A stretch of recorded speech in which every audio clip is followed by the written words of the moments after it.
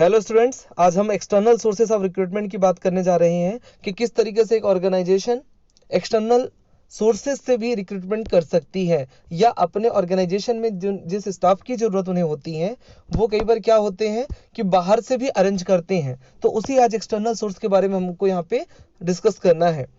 चलिए समझते हैं क्या मीनिंग होता है एक्सटर्नल सोर्सेस ऑफ रिक्रूटमेंट का। तो आइए समझते हैं एक्सटर्नल सोर्सेस ऑफ रिक्रूटमेंट है क्या। तो देखिए, एक्सटर्नल जो सोर्सेस ऑफ रिक्रूटमेंट है वो एक ऐसा तरीका है जिसमें ऑर्गेनाइजेशन जो भी डिजायर्ड या रिक्वायर्ड स्टाफ की जरूरत होती है, ऑर्गेनाइजेशन को जिन स्टाफ की जरूरत होती है उन स्टाफ की जो नियुक्तियां हैं या सिलेक्शन जो है वो ऑर्गेनाइजेशन के बाहर के लोगों से करते हैं, तो उसे बोला जाता है एक्सटर्नल सोर्सेस ऑफ रिक्रूटमेंट। आइए समझते हैं कैसे। देखिए लिखा है when the candidates from outside. यदि कैंडिडेट कहाँ से हैं? आउटसाइड से हैं। कहाँ आउटसाइड से? मतलब यदि कैंडिडेट ऑर्गेनाइजेशन के बाहर से हैं, मतलब जो लोग ऑर्गेनाइजेशन में आ रहे हैं वो बाहरी व्यक्ति हैं, ठीक है। Are invited to fill the vacant job position, मतलब कहने का मतलब यह है कि ऑर्गेनाइजेशन में जो कि वैकेंसी आई हुई है या वैकेंट जॉब पोजीशन आई है, यदि उनका फुलफिलमेंट कहाँ से किया जा रहा है? बिजनेस ऑर्गेनाइजेशन के आउटसाइड से किया जा रहा है, मतलब बाहर से किया जा रहा है। ये कैंडिडेट्स को वहां से इनवाइट किया जा रहा है बाहर से कि आप आइए हमारे बिजनेस ऑर्गेनाइजेशन में, है ना, हमें स्टाफ की जरूरत है, ठीक है, आप आवेदन करिए, ठीक है। ये कुछ क्राइटेरिया यहाँ पे दे रखा है, आप अप्लाई करिए उसके लिए। कहने का मतलब ये है ऑर्गेनाइजेशन क्या कर रही है? इनवाइट कर रही है पब्लिक को कि आप आइए हमारे ऑर्गेनाइजेशन में, क्या करिए, एज अ स्टाफ जॉब पाने के लिए आप क्या करें? अप्लाई करें, ठीक है। When the candidates from outside the organization are invited to fill the vacant job position, then it is known as external recruitment. तब इसे external recruitment में माना जाएगा। The common methods of external sources of recruitment। अब देखिए external sources क्या है, मतलब रिक्रूटमेंट तो हो रहे हैं कहाँ से? बाहर से। अब उनके कितने सारे तरीके हैं या किस किस तरीके से क्या किया जा सकता है? रिक्रूटमेंट किया जाता है एक्सटर्नली। आइए समझते हैं। सबसे पहले बोला गया है इसमें डायरेक्ट रिक्रूटमेंट। क्या हो रहा है? Direct recruitment. देखिए बोल रहा है डायरेक्ट, मतलब डायरेक्ट भी रिक्रूटमेंट हो सकता है। वो कैसे?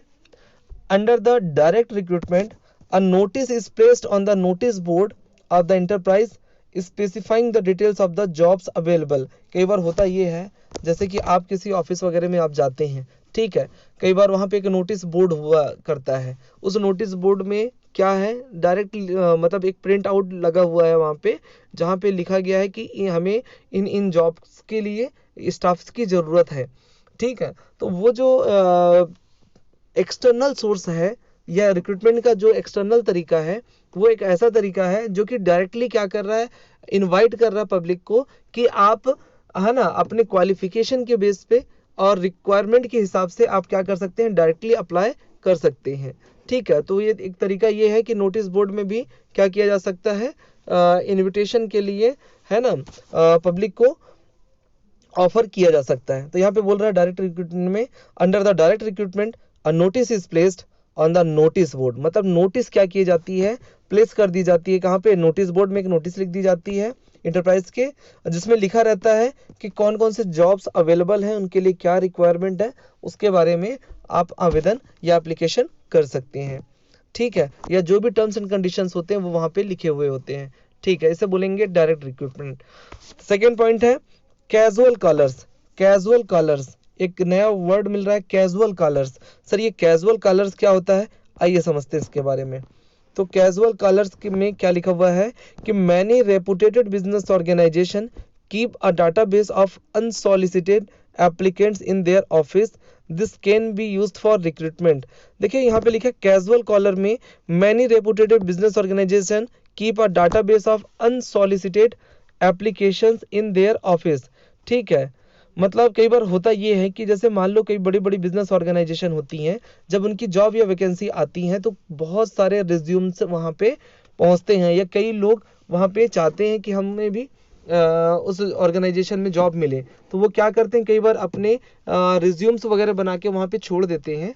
और होता ये है कि जब कभी वैकेंसीज आती हैं, जब कभी भी वैकेंसीज आती हैं तो वो क्या करते हैं, उन रिज्यूम्स के बेसिस पे या उन्होंने जो अप्लाई कर रखा था पहले, ठीक है, उन रिज्यूम्स के क्या करते हैं बेसिस पे वो लोग क्या करते हैं, उन्हें दोबारा कॉल करते हैं, ठीक है। मतलब वो क्या करते हैं, एक डाटाबेस बना के रखते हैं जहाँ पे जो रिज्यूम्स वगैरह मिले थे या एप्लीकेशन वगैरह जो आए हुए थे कैंडिडेट्स के, उनका एक डाटाबेस बना के चलते हैं कि मान लीजिए फ्यूचर में यदि कभी भी स्टाफिंग की ज़रूरत पड़ती है या स्टाफ के लिए वैकेंसी आती है तो हम उन्हें क्या करेंगे, फिर से गो थ्रू करेंगे और उसमें जो भी सुटेबल कैंडिडेट होगा हम उसे ऑफर कर सकते हैं जॉब के लिए। तो एक तरीका ये भी है जिसे बोला जा रहा है casual callers. This list can be used for recruitment, जिसके थ्रू क्या किया जा सकता है, रिक्रूटमेंट किया जा सकता है।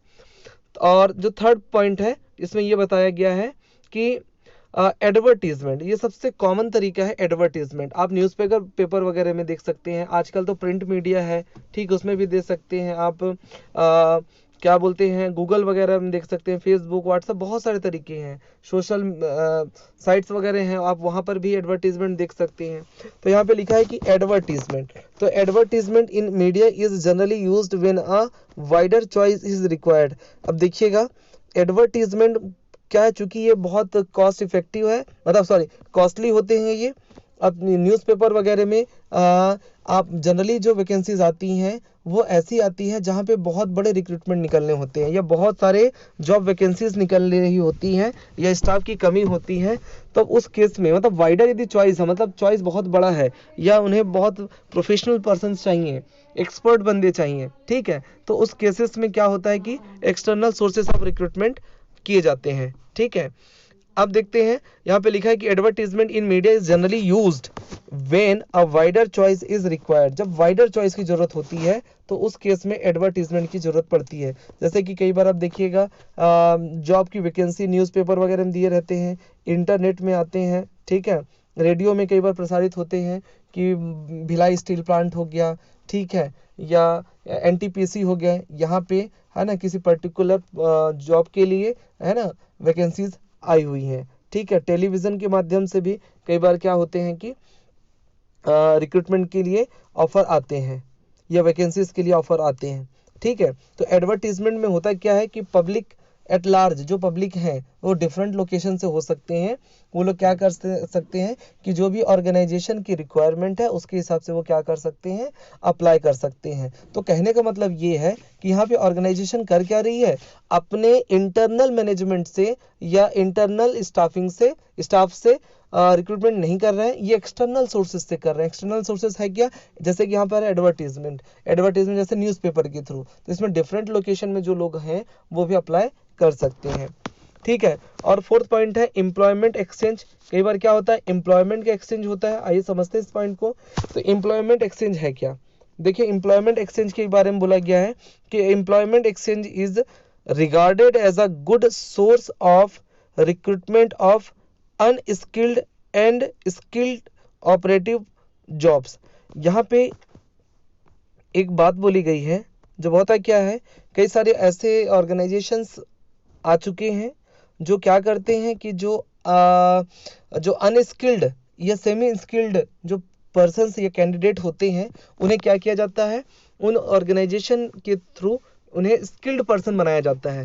तो होता ये है कि कई बार क्या होता है, एम्प्लॉयमेंट का एक्सचेंज हो जाता है। मतलब ऑर्गेनाइजेशन क्या कर सकती है, डायरेक्टली ऐसे एम्प्लॉयज से या ऐसे ऑर्गेनाइजेशन से कांटेक्ट कर लेती हैं जो क्या करते हैं, मैन पावर की सप्लाई देते हैं, ठीक है, मैन पावर या ह्यूमन रिसोर्सेज की सप्लाई देते हैं। मतलब वो ऑर्गेनाइजेशन करते क्या है, जो अनस्किल्ड या सेमी स्किल्ड पर्सन्स होते हैं या ह्यूमन रिसोर्सेज होते हैं उन्हें स्किल्ड करके क्या करते हैं, वो डायरेक्टली क्या करते हैं, एक्सचेंज कर देते हैं, है ना। मतलब जिन ऑर्गेनाइजेशन को ज़रूरत है उन्हें स्टाफिंग के लिए भी कई बार होता ये है कि डायरेक्ट स्किल्ड पर्सन मिल जाते हैं, कहाँ पर, एम्प्लॉयमेंट एक्सचेंज की वजह से। और एम्प्लॉयमेंट एक्सचेंज ऐसे ऑर्गेनाइजेशन में होता है जो ऑर्गेनाइजेशन कई बार क्या होते हैं, पब्लिक एट लार्ज को या जो भी पर्सन वहाँ पे हैं उन्हें ट्रेनिंग भी प्रोवाइड करके उन्हें क्या कर सकते हैं, स्किल्ड पर्सन बना सकते हैं। तो कई सारे ऐसे ऑर्गेनाइजेशन होते हैं जो क्या करते हैं, जो अनस्किल्ड या सेमी स्किल्ड पर्सन होते हैं उन्हें स्किल्ड करके या ट्रेनिंग करके उन्हें क्या किया जाता है, स्किल्ड बनाया जाता है और उन्हें डायरेक्ट जॉब के लिए भी ऑफर दिया जा सकता है। फिर अब फिफ्थ पॉइंट में campus recruitment and labour contractors can be used for the purpose. कई बार देखिए कैंपस सिलेक्शन होता है, जैसे आप किसी कॉलेज वगैरह में, बड़े आईआईएम वगैरह में हो गए या बड़े बड़े कॉलेजेस में हो गए, सीए वगैरह यदि आप करते हैं तो होता है कई बार है कि कैंपस प्लेसमेंट आता है। कैंपस प्लेसमेंट आता होता है क्या, बड़ी बड़ी कंपनियां आएंगी, ठीक है, वो आपका इंटरव्यू वगैरह लेंगे, ठीक है, यदि आप उनके इंटरव्यू को है ना पास कर जाते हैं तो आपको डायरेक्टली क्या मिल सकता है, रिक्रूटमेंट मिल सकता है एज ए स्टाफ। ठीक है, तो कहने का मतलब ये है कि एक तरीका ये भी है कि कैंपस रिक्रूटमेंट के थ्रू, कैंपस प्लेसमेंट के थ्रू भी रिक्रूटमेंट या एक्सटर्नल स्टाफिंग की जा सकती है। ठीक है, और लेबर कॉन्ट्रैक्टर्स, कई बार क्या होता है, लेबर्स के जो ह्यूमन रिसोर्सेज है ना, जैसे कि लेबर होते हैं उनके कई सारे कॉन्ट्रैक्टर होते हैं, तो उनके थ्रू भी क्या किया जा सकता है ना, स्टाफिंग का जो प्रोसेस है वो पूरा किया जा सकता है। ठीक है, तो इस प्रकार से क्या थे, एक्सटर्नल सोर्सेज के रिक्रूटमेंट के हमने तरीके पढ़े, जिसमें हमने लास्ट में पॉइंट पढ़ा कैंपस रिक्रूटमेंट का, फिर उसके बाद हुआ लेबर कॉन्ट्रैक्टर्स का। ठीक है, तो ये 5 प्रकार के क्या हुए, एक्सटर्नल सोर्सेस ऑफ रिक्रूटमेंट हुए, जिसमें सबसे पहले था डायरेक्ट रिक्रूटमेंट। नोटिस बोर्ड में ऑर्गेनाइजेशन क्या करती है, कई बार नोटिस बोर्ड में है ना ये नोटिस प्लेस कर देती है कि हमारे यहाँ ये जॉब निकली है, जो भी इंटरेस्टेड हैं वो अप्लाई कर सकते हैं। फिर कैजुअल कॉलर, ठीक है, मतलब प्रीवियस डाटा के बेस पे कई बार क्या किए जाती हैं कि ऑर्गेनाइजेशन के द्वारा है ना एप्लीकेंट्स को ऑफर किए जाते हैं जॉब वगैरह। थर्ड था एडवर्टीजमेंट, न्यूज़पेपर, टेलीविजन के माध्यम से, फिर एम्प्लॉयमेंट एक्सचेंज, और लास्ट में था कैंपस रिक्रूटमेंट। ठीक है, अब हम बात करने जा रहे हैं मेरिट्स ऑफ एक्सटर्नल सोर्सेज, कि एक्सटर्नल सोर्सेज के क्या मेरिट्स हैं, क्या फ़ायदे हैं। यदि कोई ऑर्गेनाइजेशन एक्सटर्नल सोर्सेज से अपने जॉब वैकेंसी को फुलफिल करती है तो उससे ऑर्गेनाइजेशन को क्या बेनिफिट मिलेगा, उससे ऑर्गेनाइजेशन को क्या बेनिफिट मिलेगा। तो आइए समझते हैं कि एक्सटर्नल सोर्सेज के क्या मेरिट्स हैं, ठीक है, क्या लाभ है। तो देखिए सबसे पहले लिखा है यहाँ पे कि एक्सटर्नल सोर्सेज ऑफ रिक्रूटमेंट का जो मेरिट है उसका सबसे फर्स्ट पॉइंट है वो ये कहता है कि क्वालिफाइड पर्सनल। यस, ऑर्गेनाइजेशन को होता क्या पता है, इससे क्वालिफाइड पर्सनल मिलते हैं। क्या मिलते हैं, क्वालिफाइड पर्सनल। मतलब by using external sources of recruitment the management can attract qualified and trained people to apply for the vacant job in the organization। होता ये है कि जो क्वालिफाइड और कॉन्ट्रैक्ट क्वालिफाइड पर्सन होते हैं, ये जो ट्रेंड पीपल होते हैं, वो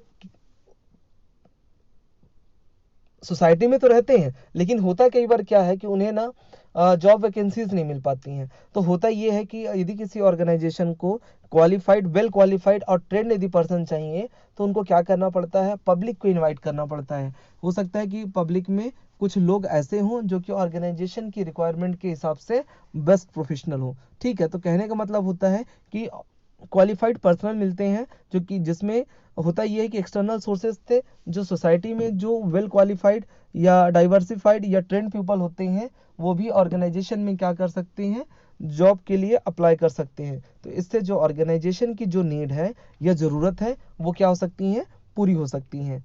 ठीक है, फिर अब wider choice, the management has a wider choice in selecting the people for employment. कई बार होता क्या है कि जो ऑर्गेनाइजेशन है उसको कई सारे पोस्ट पे जॉब चाहिए रहती हैं। ठीक है, कई सारे पोस्ट पे स्टाफ चाहिए रहते हैं, तो उनके लिए वो जॉब वैकेंसीज वो उनके ऑर्गेनाइजेशन में होती हैं। तो उस केस में क्या होता है कि ऑर्गेनाइजेशन क्या करती है, एक्सटर्नल सोर्सेज से रिक्रूटमेंट करना पसंद करते हैं। जैसे न्यूज़पेपर में दे दिया गया इन्फॉर्मेशन कि इस ऑर्गेनाइजेशन में इस पर्टिकुलर जॉब के लिए, तो जो जो जॉब का टाइप होगा या जो सर्विस का तरीका होगा, कॉन्ट्रैक्ट का टर्म एंड कंडीशन होगा, आप वहाँ पे सब चीज़ रख सकते हैं। क्या क्राइटेरिया होगा जॉब के लिए, आप वो वहाँ पे रख सकते हैं। ठीक है, क्राइटेरिया का मतलब है क्वालिफिकेशन से, एज लिमिट से, ठीक है, और रेसिडेंशियल स्टेटस से। तो ये सब क्या सब हो सकते हैं, ये क्राइटेरिया है। इस क्राइटेरिया को कई बार होता है ये है कि डिफरेंट जॉब पोजीशन के लिए अलग अलग क्राइटेरिया लिखने से अच्छा बेहतर ये है कि एक बार न्यूज़पेपर में या टेलीविज़न के माध्यम से क्या किया जा सकता है, ऑर्गेनाइजेशन क्या करते हैं कि जॉब वैकेंसीज निकालते हैं।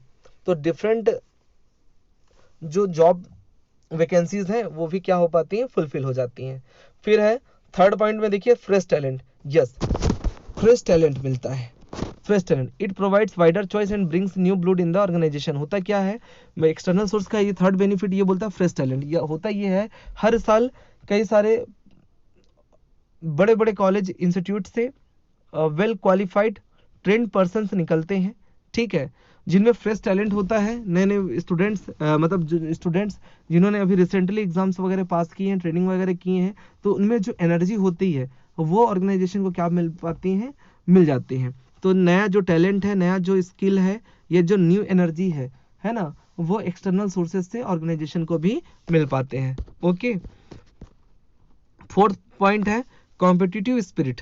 होता क्या है कि if a company taps external sources the staff will have to compete with the outsider. यदि कंपनी क्या करती है, एक्सटर्नल सोर्सेज से रिक्रूटमेंट करती हैं, तो वहाँ पे जो स्टाफ होते हैं ना, बहुत मोटिवेटेड होके काम करते हैं, और वो लोग करते क्या है कि जितनी भी कंपटीशन है या कॉम्पिटिटर्स मार्केट में होते हैं, ठीक है, उनको compete करने के लिए वो क्या होते हैं, कैपेबल होते हैं। क्यों? क्योंकि वो वेल ट्रेंड, वेल क्वालिफाइड और डाइवर्सिफाइड होते हैं, और उनमें जो एनर्जी होती है काम को करने की, वो क्या होती है, बहुत ज़्यादा होती है। उसके बेस पे होता ये है कि जो ऑर्गेनाइजेशन एक्सटर्नल सोर्सेज से रिक्रूटमेंट करती हैं, तो वहाँ पे जो एम्प्लॉयज़ काम कर रहे होते हैं, वर्कर्स काम कर रहे होते हैं, उनका मोटिवेशन या मोरल बहुत हाई होता है, जिसके बेस पे वो क्या कर सकती हैं, जो भी कंपटीशन है मार्केट में, उनको क्या कर सकते हैं, ये फाइट कर सकते हैं। ओके, अब हम बात करते हैं लिमिटेशन। देखिए, हर किसी चीज का यदि प्रॉफिट है तो उसका लॉस भी है, यदि एडवांटेजेस हैं तो उसके डिसएडवांटेजेस हैं। अभी हमें यहाँ पे लिमिटेशन पढ़ने हैं कि एक्सटर्नल सोर्सेस ऑफ रिक्रूटमेंट के क्या लिमिटेशन है ना, क्या सीमाएं हैं या क्या डिसएडवांटेजेस हैं, हम ये भी देख सकते हैं। हम अभी ये भी देख सकते हैं। हाँ जी, पढ़ा था कॉस्टली प्रोसेस। सेकेंड पॉइंट है कॉस्टली प्रोसेस। देखिए, कॉस्टली तो है क्योंकि प्रिंट मीडिया, न्यूज़पेपर, टेलीविज़न में आप यदि टाइम स्लॉट वगैरह ले रहे हैं तो उसमें बहुत ज़्यादा क्या होते हैं, बहुत ह्यूज अमाउंट में क्या होते हैं, एक्सपेंडिचर करने होते हैं, बहुत कॉस्टली प्रोसेस है। आप देखिएगा जब क्रिकेट वगैरह वर्ल्ड कप वगैरह चल रहे होते हैं, उस समय जो 1 से 1.5 मिनट 2 मिनट का जो एडवर्टीजमेंट आता है, उनमें जो कंपनियां एडवर्टीजमेंट करती हैं उनको बहुत ज़्यादा पेमेंट देना पड़ता है। तो ये बहुत कॉस्टली है, जो कि हर ऑर्गेनाइजेशन के लिए ये बेनिफिशियल नहीं है, ठीक है। फिर है लेंदी प्रोसेस, या टाइम टेकिंग है, प्रोसेस बहुत लंबा होता है। पहले वैकेंसीज निकलेंगी, वैकेंसीज को फिलअप करने के लिए समय दिया जाएगा 15 से 20 दिन का। फिर उसके बाद क्या होते हैं, रिक्रूटमेंट के प्रोसेस स्टार्ट होते हैं। मतलब वैकेंसी का नोटिस देने से लेके, है ना, स्टाफिंग करने में बहुत ज़्यादा समय लग जाते हैं, इसलिए लेंदी प्रोसेस है। इससे ऑर्गेनाइजेशन की जो प्रोडक्टिविटी है वो क्या होती है ना, कम होती है, ठीक है। अब हम कल अगला जो टॉपिक पढ़ने जा रहे हैं वो है सिलेक्शन का, कि इंटरनल या एक्सटर्नल रिक्रूटमेंट के बाद किस तरीके से ऑर्गेनाइजेशन सिलेक्शन प्रोसेस को अपनाते हैं, ठीक है। Okay, thank you.